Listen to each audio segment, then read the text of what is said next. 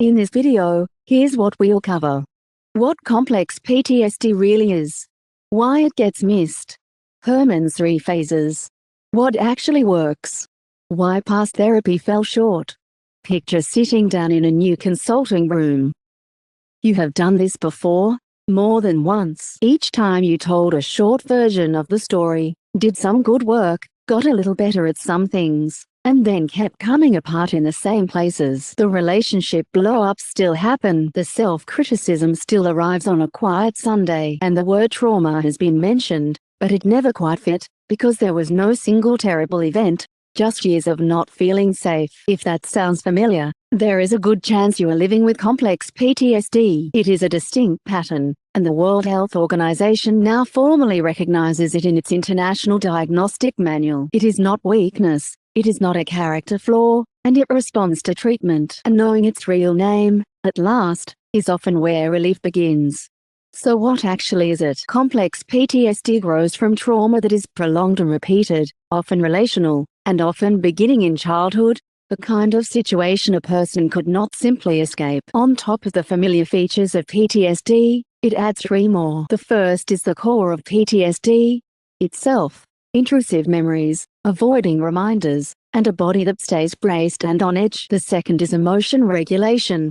Feelings that flood in fast and take a long time to settle. The third is a wounded sense of self, a harsh inner voice, and a deep, sticky sense of shame or worthlessness. And the fourth shows up in relationships, real difficulty feeling safe, trusting, and staying close to the people who matter. None of this means you are broken. It means your nervous system adapted to survive something it should never have had to. Here is why it is so often missed. Complex PTSD can look, on the surface, like anxiety, or depression, or a personality difficulty, and it can sit alongside all 3. Standard checklists, built around a single frightening event, do not capture the slow accumulation of relational harm. So people can spend years being treated for the parts, while the pattern underneath goes unnamed. There is a bodily side to this too. Long-term trauma lives in the nervous system, not just in memory, which is why the body can brace at a raised voice, or a certain footstep, long before the mind has caught up. Naming all of this accurately, as one connected pattern, is often the first real turning point. The map most trauma clinicians still follow was described by Judith Herman, and it has 3 phases, in a deliberate order. The first phase is safety and stabilization. Before any memory work, we build steadiness, grounding skills, emotion regulation tools, sleep, and safety in your current relationships. The second phase is trauma processing, and only once stabilization is well established. Here the traumatic memories are gently reprocessed, at a careful pace, so they stop hijacking the present. The third phase is reconnection, turning back toward relationships, work, and a life that is chosen rather than dictated by the past. The order is not a formality. Processing trauma before a person is steady enough can do harm, which is exactly why we do not rush it.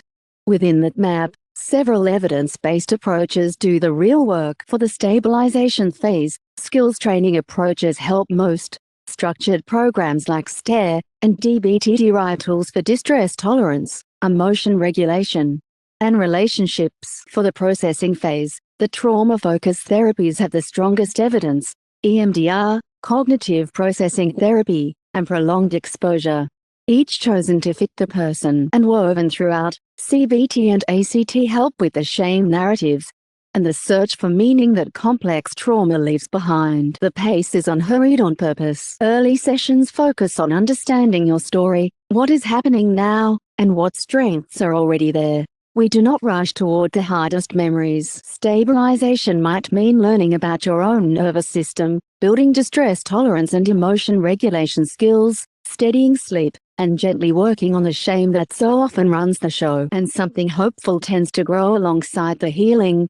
Many people describe a real sense of post-traumatic growth, a deeper self-understanding and steadier relationships that were not there before. Healing here is real, and for many people it is genuine, not just management, though it is honest to say it is usually measured in months and years, not weeks. Which brings me to the question I hear most. If you have had therapy before and it did not hold, it is very possible nothing was wrong with you. The stabilization phase was simply skipped. and the work moved to the trauma before the ground was steady, done in the right order, with the right pacing. This is treatable. You can read the full guide, or book an appointment at our Bella Vista practice, Potentialz Unlimited, using the links in the description below. And if things ever feel unsafe, please reach out to Lifeline or 000 straight away. Asking for help is one of the most practical things a person can do. Before you go, here's a quick recap of what we covered. What complex PTSD really is. Why it gets missed. Herman's 3 phases. What actually works. Why past therapy fell short. And one small thing that really helps more people find this. Subscribe for weekly mental health explainers. Like this video if you found it helpful. Share it with someone who might need it.